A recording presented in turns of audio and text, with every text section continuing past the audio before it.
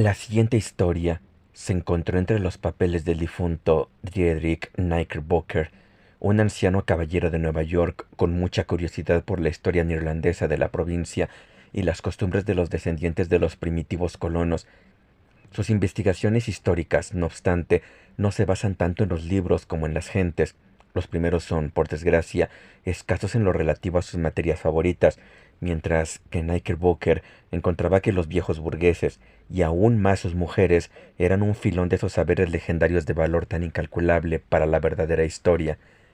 Así pues, siempre que se topaba con una genuina familia holandesa, cómodamente cobijada en su casa de campo de techos bajos, a la sombra de un sicomoro de ancha copa, la contemplaba como un pequeño librito cerrado de letras góticas y la estudiaba con el celo de un ratón de biblioteca. El resultado de todas estas investigaciones fue una historia de la provincia durante el mandato de los gobernadores neerlandeses que publicó hace ya algunos años. Las opiniones relativas al carácter literario de su obra han sido variadas y, si somos sinceros, este no es ni una pizca mejor de lo que debería. Su principal mérito es su escrupulosa exactitud, que si bien fue cuestionada ligeramente tras su aparición, quedó ya por completo demostrada, lo que sitúa el libro en el seno de toda colección histórica que se precie como texto de autoridad incuestionable.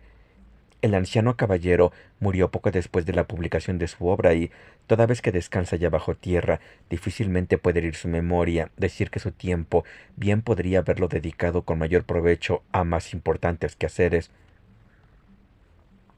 Knickerbocker, no obstante, fue capaz de desarrollar su afición a su modo, y aunque en ocasiones levantó ciertas polvaredas a ojos de sus vecinos y afectó el ánimo de algunos amigos por los que sentía la mayor de las deferencias y afectos, sus errores y locuras son recordados más con pena que con rabia, y comienza a haber fundadas sospechas de que nunca pretendió ofender ni lastimar.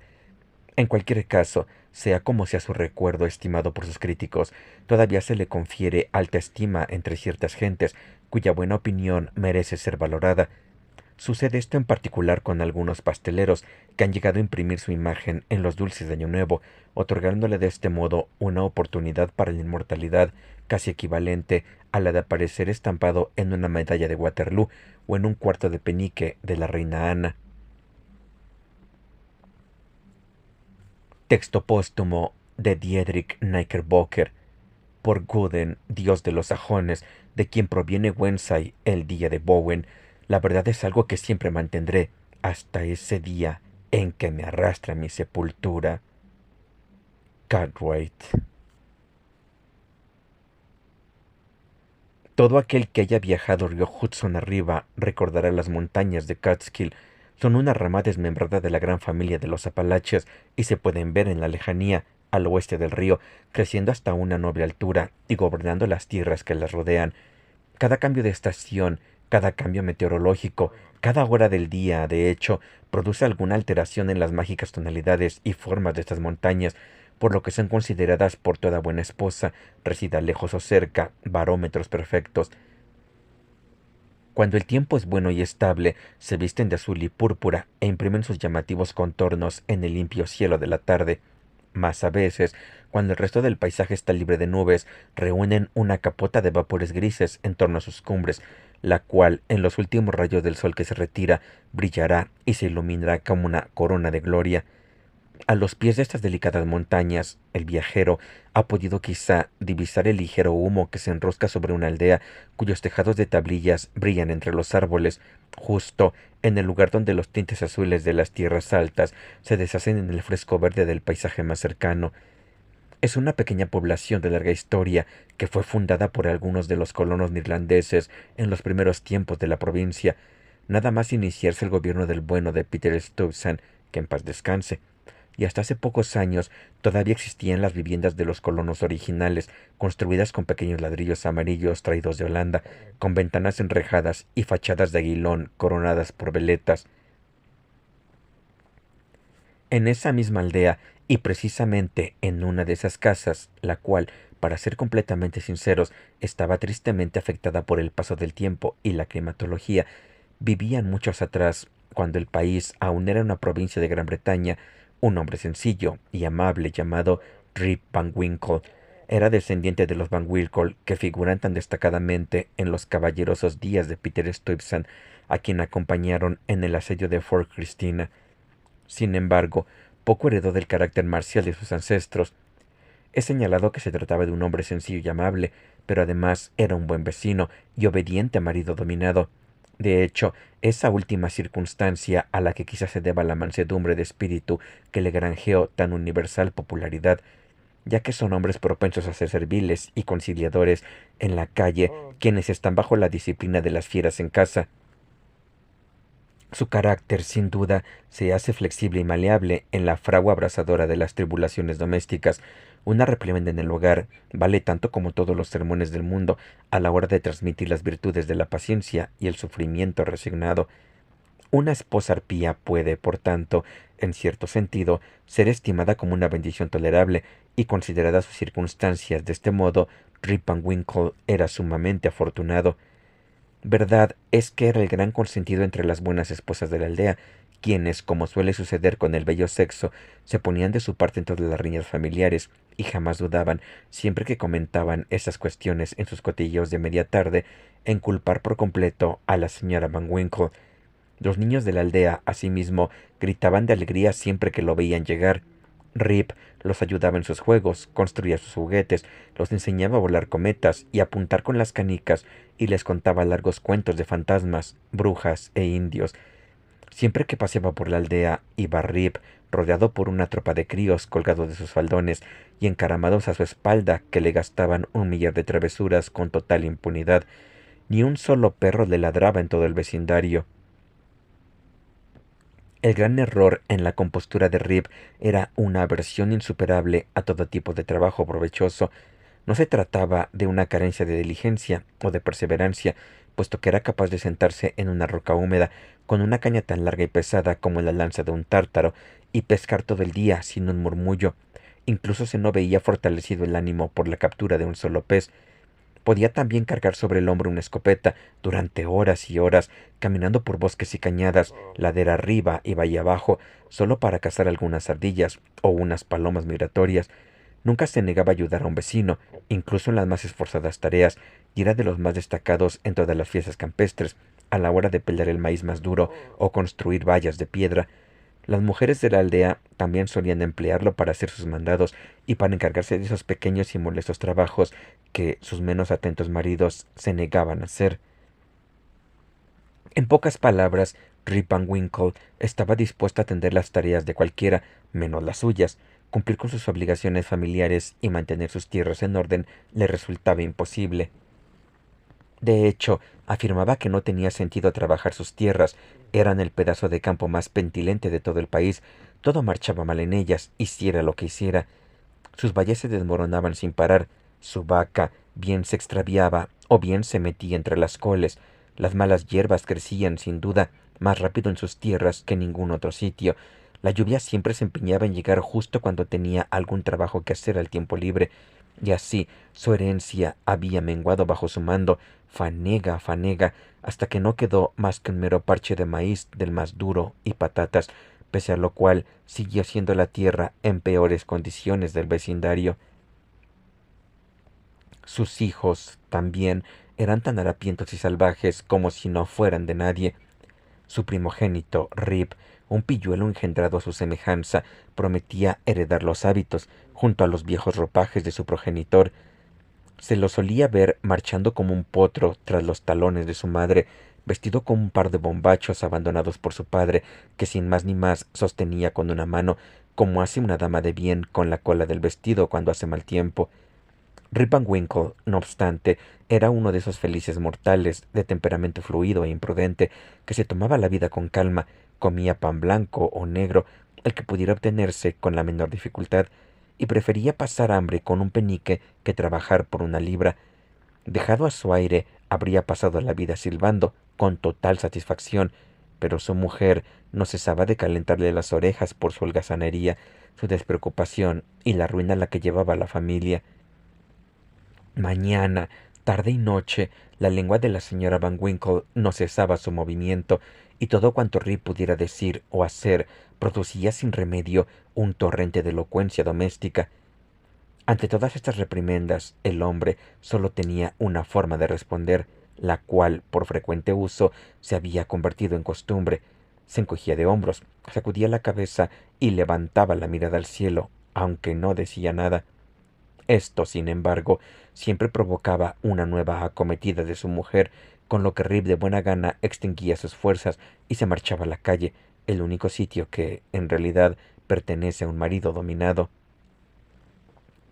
Solo con un partidario contaba Rip en su hogar, su perro Wolf, que estaba tan dominado como su dueño, puesto que la señora Van Winkle los consideraba compañeros de haraganería y hasta miraba con rencor a Wolf como causa de las habituales extravíos de su dueño. Cierto es, en todos los sentidos apropiados para el espíritu de un perro honrado, que era un animal valiente como ningún otro que haya batido los bosques. Pero, ¿qué valentía puede resistir las fechorías y los más consumados ataques de una lengua femenina? En cuanto Wolf entraba en la casa, el mechón de la frente se le venía abajo y, con el rabo por el suelo o entre las piernas, se escabullía con aspecto de condenado, mientras lanzaba incesantes miradas de reojo a la señora Van Winkle, y ante la más mínima aparición de una escoba o de un cazo, salía volando hacia la puerta con chillona precipitación. La situación de Rip Van Winkle empeoró más y más según avanzaron los años de matrimonio. El ánimo de una furia nunca se suaviza con la edad. Una lengua afilada es la única herramienta punzante que se agudiza con el uso.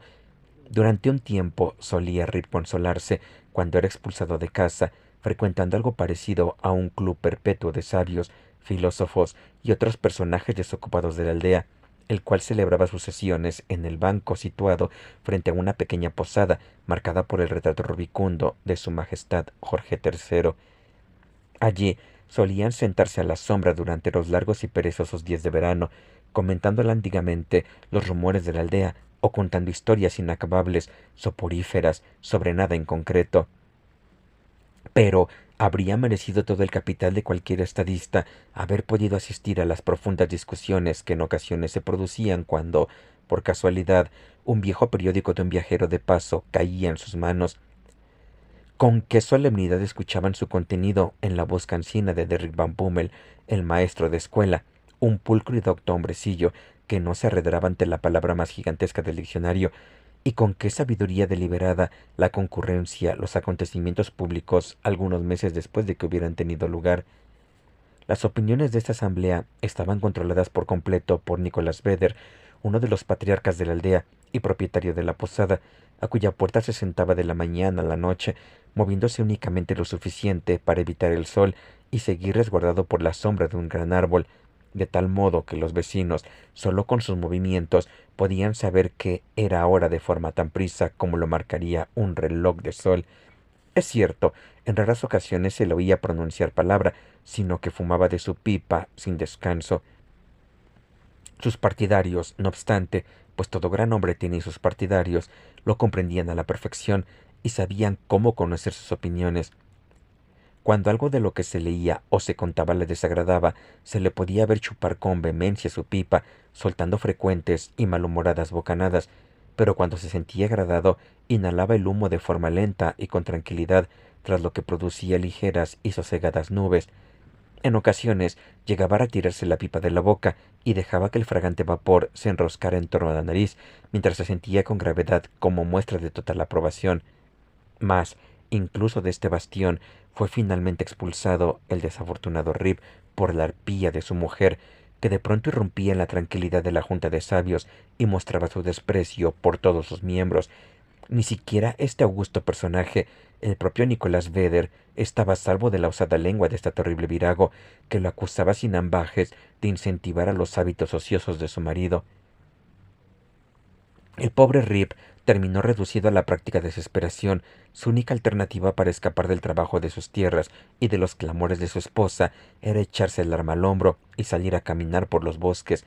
Allí se sentaba, a veces, a los pies de un árbol y compartía el contenido de su zurrón con Wolf, con quien simpatizaba como compañero de sufrimientos y persecuciones. Pobre Wolf, decía, tu ama te hace llevar una vida de perros, pero no te preocupes, muchacho, mientras yo viva, no necesitarás nunca otro amigo a tu lado. Wolf meneaba entonces el rabo, miraba cariñoso a los ojos de su amo y, si los perros pueden sentir compasión, en verdad creo que compartía este sentimiento con todo su corazón.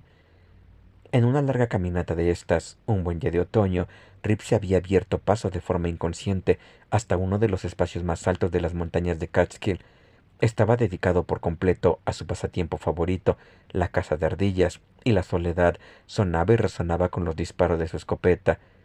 Resollando y fatigado, se arrojó, ya entrada la tarde, en un verde otero cubierto de hierba del monte que coronaba el saliente de un precipicio.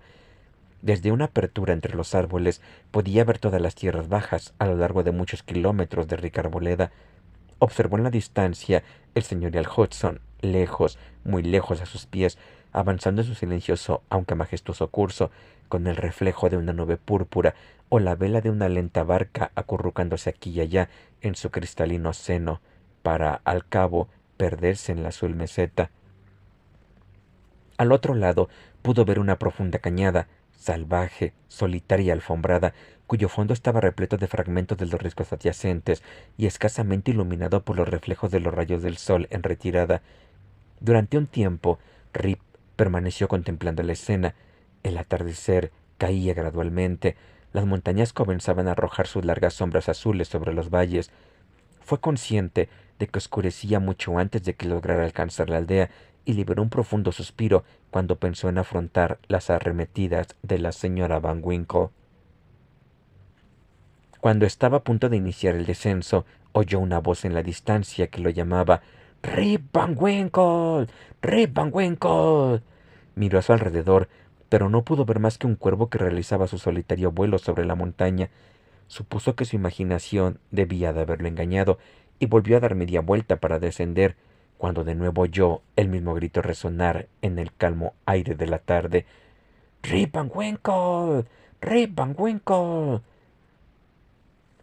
En ese momento a Wolf se le erizó el lomo y, liberando un suave gruñido, se ocultó tras las piernas de su amo, sin dejar de mirar atemorizado hacia la cañada. Rip sintió entonces un vago temor que le trepaba por la espalda, miró nervioso en la misma dirección y percibió una extraña figura que lenta y trabajosamente ascendía entre las rocas, doblada por el peso de algo que cargaba sobre los hombros.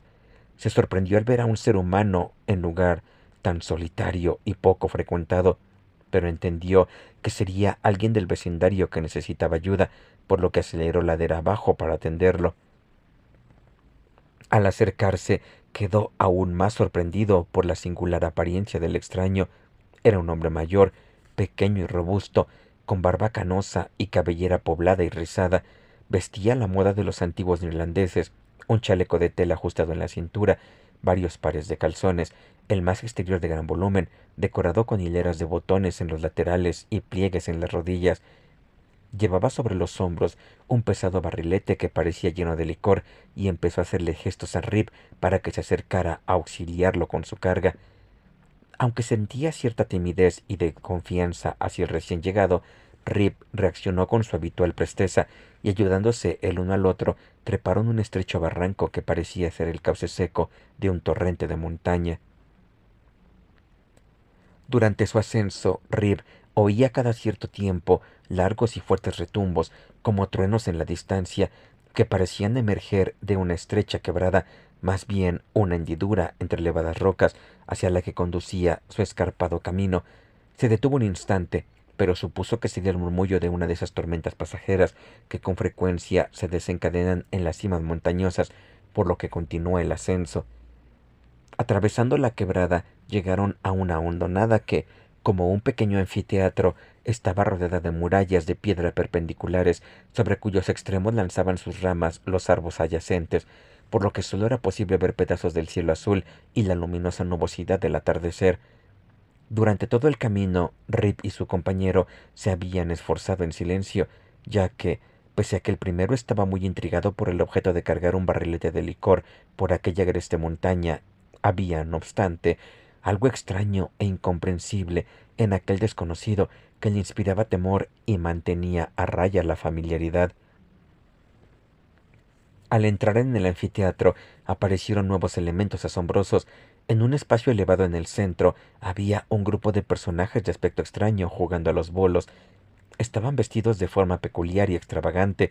Algunos portaban jugones cortos, otros chalecos.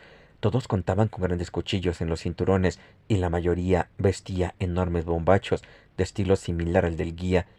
Sus rostros eran también peculiares.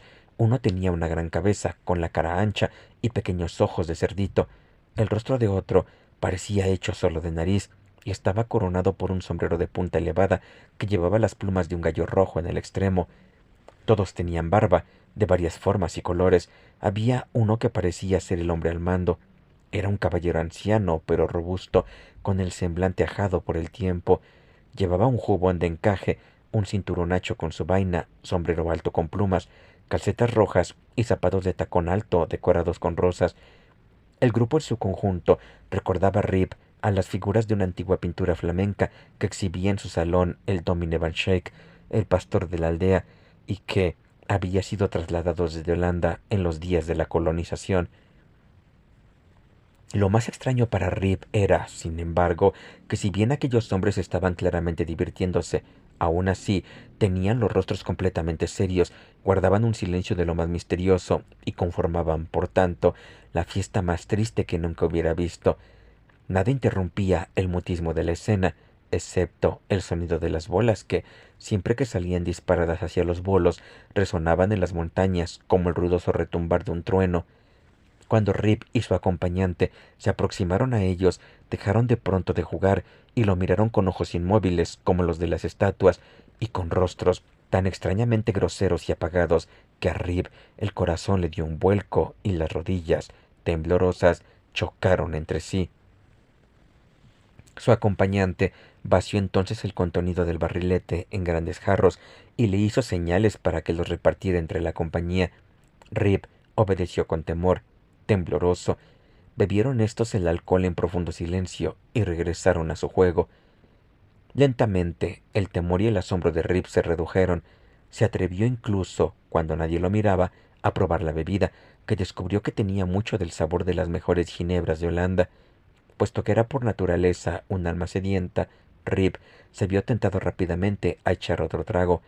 Un sorbo llevó a otro, y reincidió en sus visitas al jarro con tanta frecuencia que sus sentidos terminaron por caer derrotados. Los ojos empezaron a darle vueltas, la cabeza fue poco a poco reclinándose y cayó profundamente dormido. Al despertar, se encontró en el verde otero en el que había visto por primera vez al anciano de la cañada. Se frotó los ojos. Era una luminosa mañana. Los pájaros daban saltos y piaban entre los arbustos, y el águila planeaba en lo alto, airotando la brisa pura de la montaña.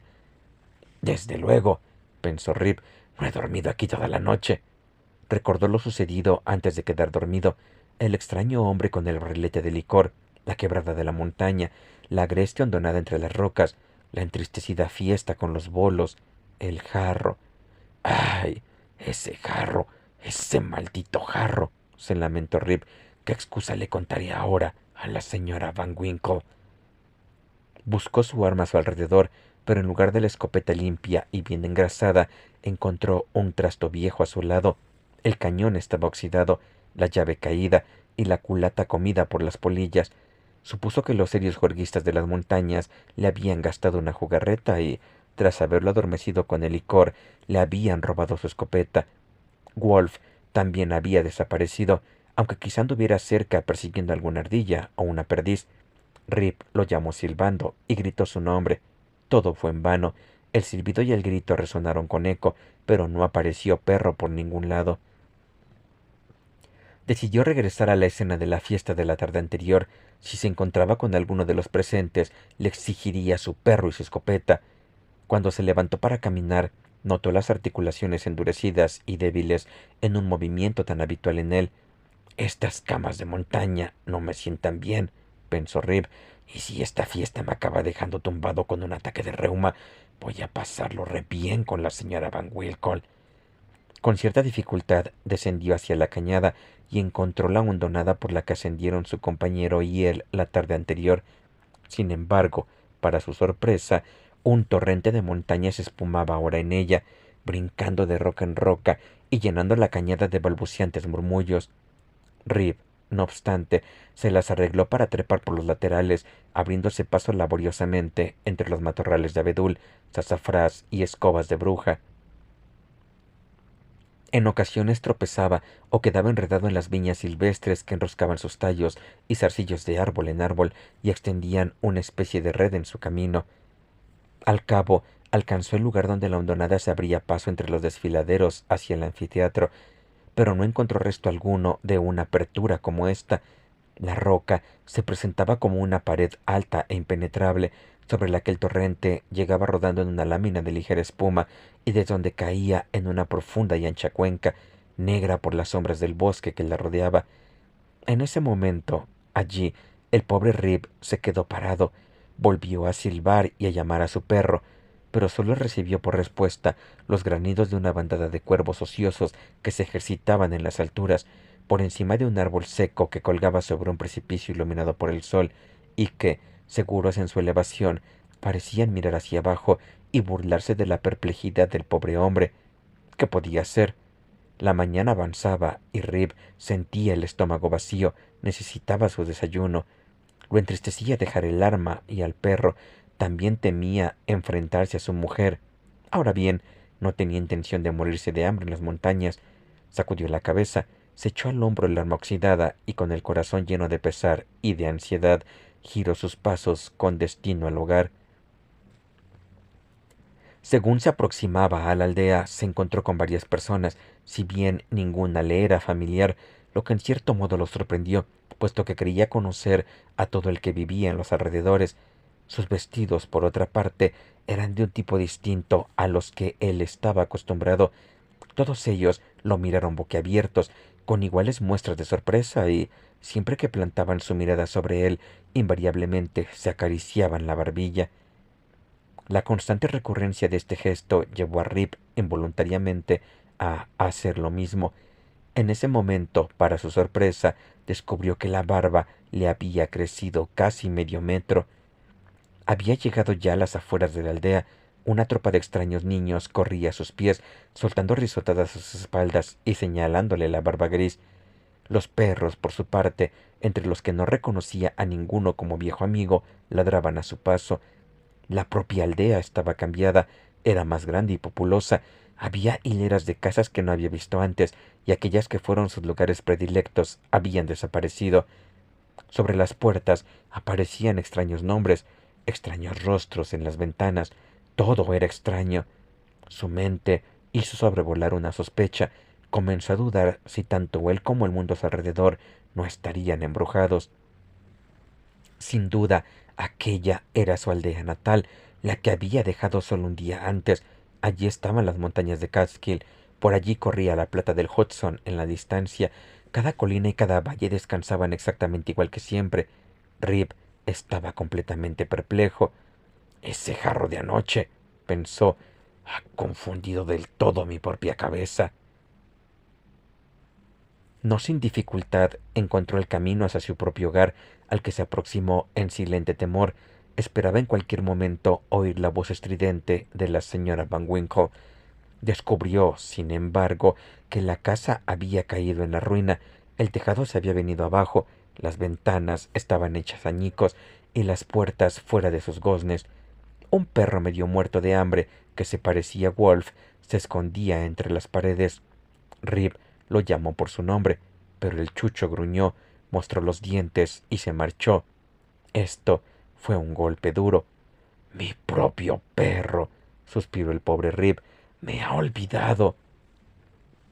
Entró en la casa que, a decir verdad, la señora Van Winkle siempre había mantenido en perfecto orden.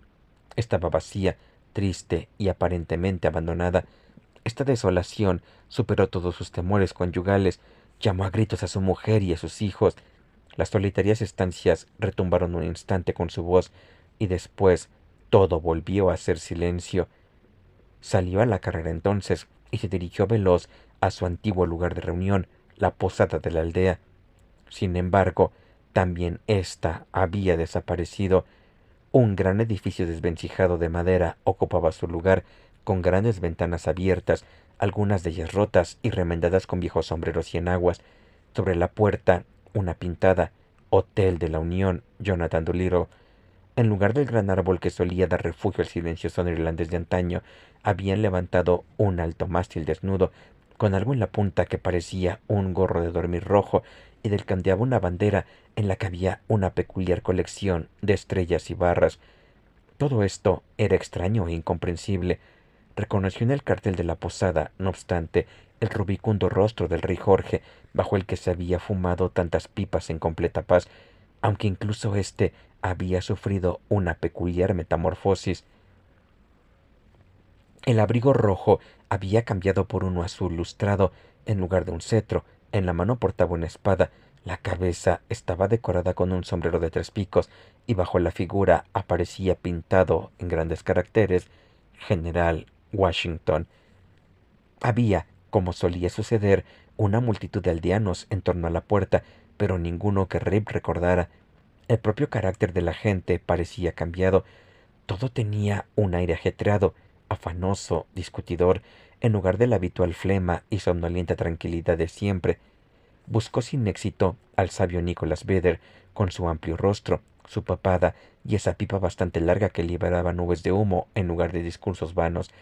Esperaba ver también a Van Bummel, el maestro, compartiendo el contenido de un periódico viejo.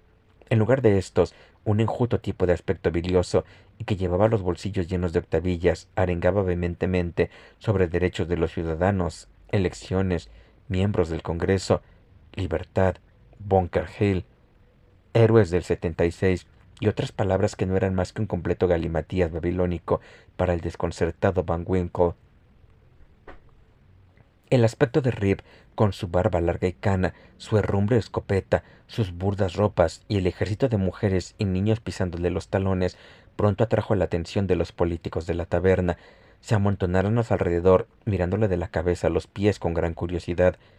El orador se lanzó hacia él y echándole ligeramente a un lado, inquirió: ¿A qué bando vota? Rip lo miró boquiabierto y alerado. Otro hombre pequeño pero activo lo tomó del brazo y poniéndose de puntillas le preguntó al oído si era federal o demócrata. Rip quedó igualmente desconcertado e incapaz de comprender la pregunta cuando un sagaz caballero engreído y entrado en años, con un sombrero de 3 afilados picos, se abrió paso entre la multitud, desplazando a la gente a izquierda y derecha con los codos, y tras plantarse ante Van Winkle con un brazo en jarras y el otro apoyado en su bastón, sus vivos ojos y afilado sombrero penetrando, por así decirlo, en su misma alma, quiso saber con tono austero qué lo había llevado a la votación con un arma al hombro y una muchedumbre pisándole los talones. ¿Acaso pensaba iniciar una revuelta en la aldea? ¡Ay de mí, caballeros! Gritó Rip en cierto modo abatido. Soy un pobre hombre tranquilo, nacido aquí y leal a súbdito del rey. Dios lo bendiga. En ese momento brotó un aullido generalizado de los presentes.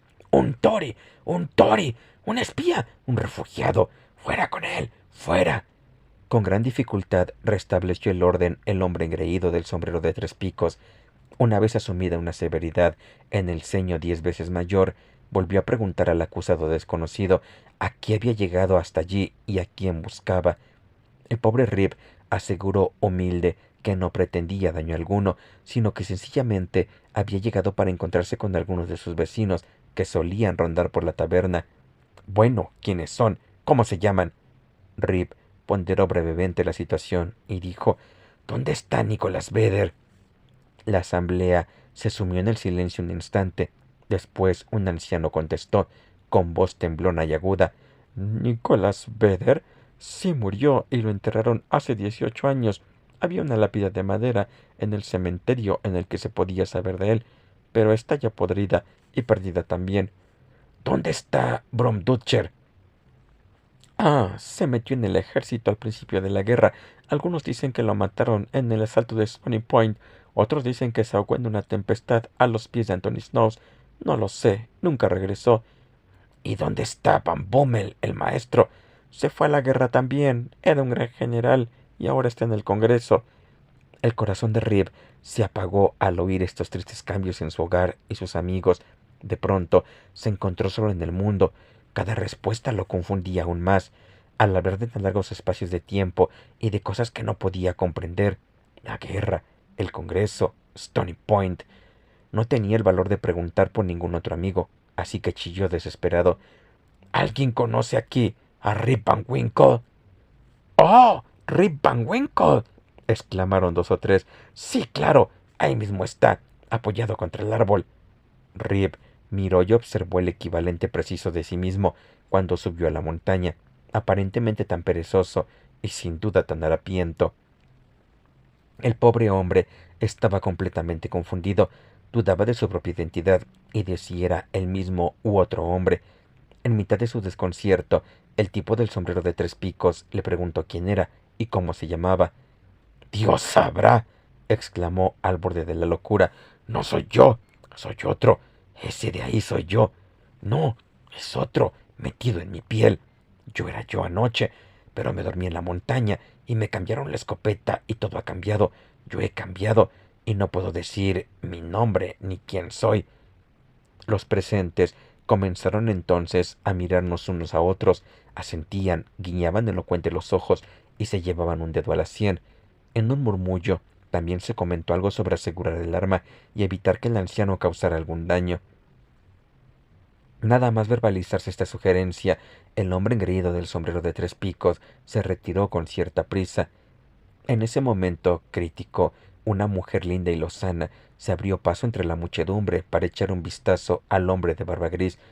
Llevaba un niño regordete en los brazos, el cual, asustado por el aspecto del anciano, comenzó a llorar. —¡Calla, Rip! —gritó ella. —¡Calla, tontorrón! El viejo no te va a hacer daño. El nombre del niño, el aspecto de la madre, el tono de su voz, todo esto despertó una sucesión de recuerdos en la mente de Rip. —¿Usted cómo se llama, buena mujer? —preguntó. —Judith Gardenier. —¿Y su padre? —Ay, pobre hombre. Rip Van Winkle se llamaba. Hace 20 años que salió de casa con su escopeta y desde entonces nadie ha vuelto a saber nada. Su perro volvió a casa sin él, pero si se pegó un tiro o se lo llevaron los indios, nadie lo sabe. Yo no era más que una niña. Rip tenía una duda más que resolver. Lo pronunció con voz temblorosa. —¿Dónde está tu madre? —Oh, ella también murió no hace mucho tiempo. Le reventó una vena en un ataque de rabia ante un pedigüeño de Nueva Inglaterra. Por fin, una gota de consuelo para Rip. El buen hombre no podía contenerse más. Abrazó a su hija y a su nieto. —¡Yo soy tu padre! —estalló. Antes, el joven Rip Van Winkle y ahora el viejo Rip Van Winkle. ¿Es que nadie conoce al pobre Rip Van Winkle? Todos quedaron sorprendidos y una anciana que apareció de entre la multitud se llevó una mano a la frente y mirando bajo ésta al rostro de Rip por un instante exclamó: —¡Claro que sí! ¡Es Rip Van Winkle, el mismo! Bienvenido a casa de nuevo, vecino. Pero, ¿dónde ha estado todos estos años? Rip contó rápidamente su historia. Los 20 años al completo habían sido para él no más que una noche. Los vecinos lo miraban asombrados al oírlo hablar. Se pudo ver a algunos guiñarse un ojo entre sí y sacar la lengua por un lateral de la boca, mientras que el hombre presumido del sombrero de tres picos, quien, una vez descartada la alarma, había regresado al grupo, torció las comisuras y sacudió la cabeza, tras lo que se produjo un gesto similar en toda la asamblea. Se decidió, no obstante, consultar la opinión de Peter Van der Nock, a quien vieron avanzando lentamente calle arriba. Era descendiente del historiador con quien compartía apellido, que escribió uno de los primeros textos sobre la provincia. Peter era el habitante más anciano de la aldea y conocía de primera mano todos los acontecimientos increíbles y las tradiciones del vecindario. Reconoció inmediatamente a Rip y corroboró su historia del modo más satisfactorio. Aseguró a los presentes que era un hecho que le había transmitido su predecesor, el historiador, que las montañas de Catskill siempre habían estado embrujadas por seres extraños.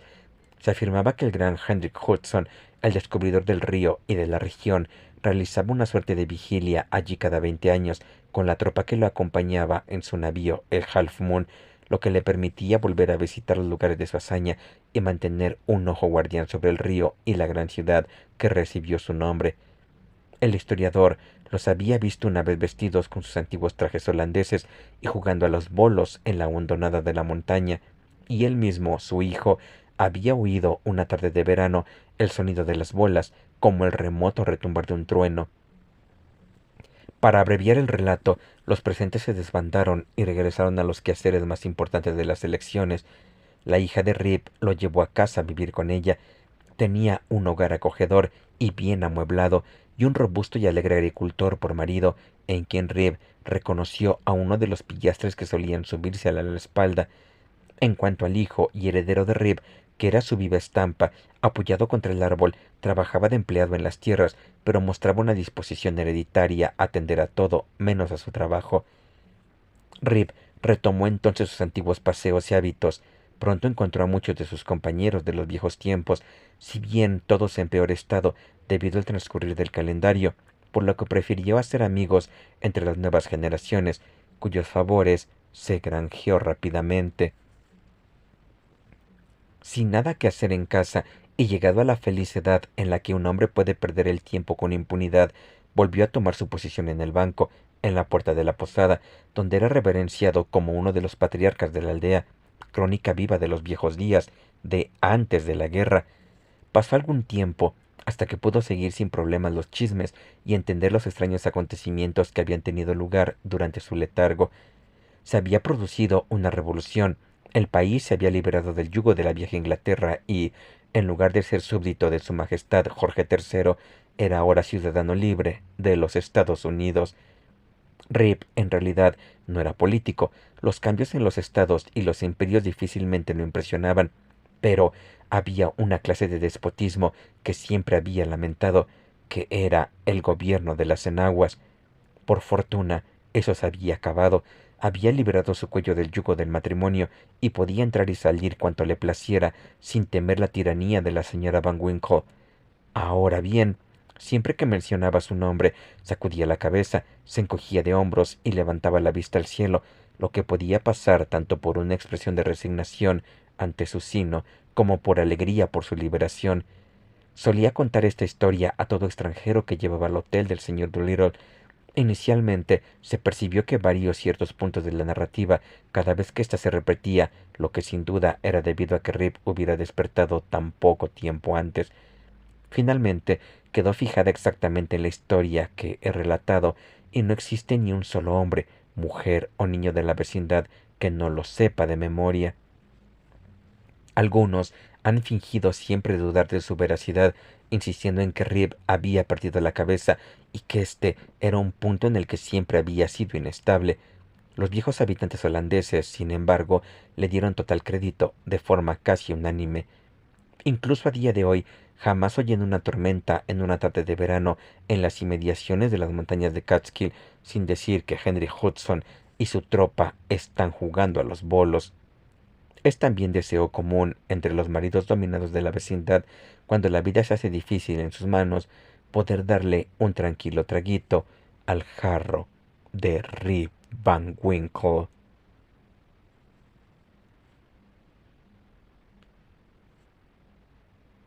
Nota: la historia precedente, sospecha uno, habría sido sugerida al señor Knickerbocker por una pequeña superstición alemana sobre el emperador Friedrich de Rabat y la montaña de Kyffhäuser. La nota posterior, no obstante, añadida en forma de apéndice a la historia, muestra que es un hecho real, narrado con la fidelidad habitual de Knickerbocker. La historia de Rip Van Winkle puede parecer increíble a muchos, pero yo le otorgo plena credibilidad, puesto que conozco que el entorno de nuestros viejos asentamientos holandeses se vio sometido a sorprendentes acontecimientos y apariciones. De hecho, he oído muchas historias más extrañas que esta en las aldeas situadas a lo largo del Hudson, todas ellas demasiado identificadas como para admitir duda. He llegado incluso a conversar con el propio Rip Van Winkle, quien, la última vez que lo vi, era un venerable anciano, tan perfectamente racional y consistente en cualquier otra materia que dudo que ninguna persona concienzuda pueda negarse a aceptar también esta historia. Más aún, he visto un certificado al respecto, emitido en un juzgado rural y firmado con una cruz del puño y letra del propio magistrado. La historia, por tanto, está más allá de toda posible duda. D. K.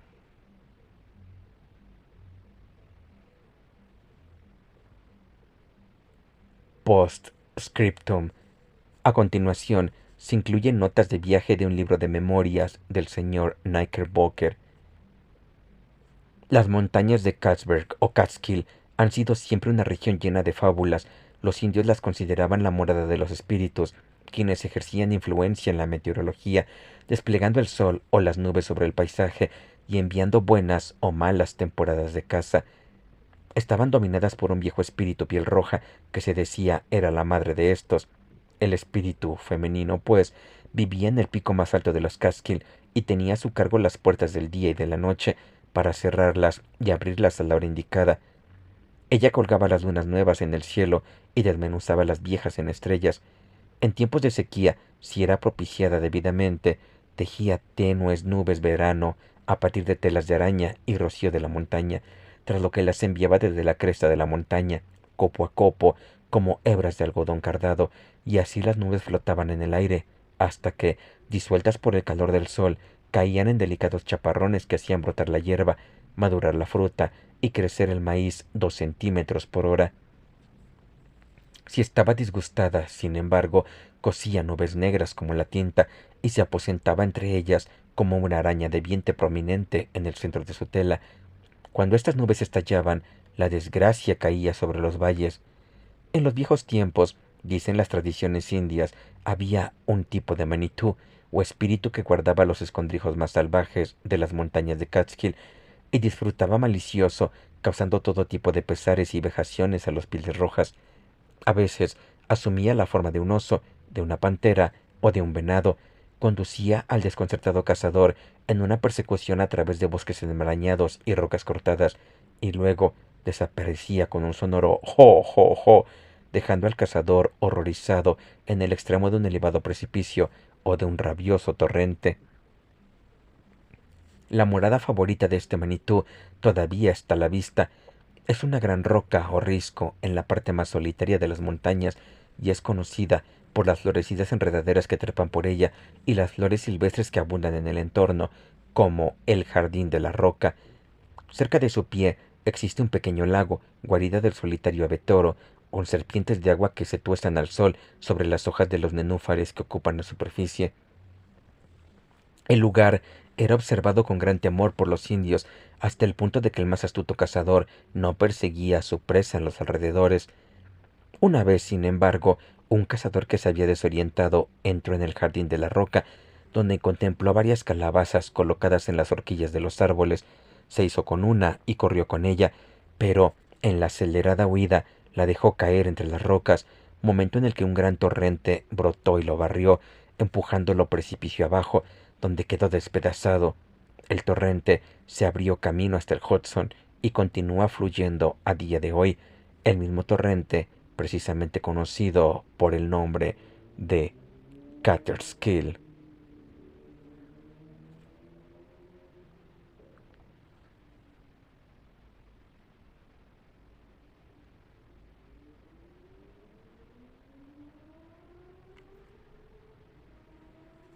Rip Van Winkle.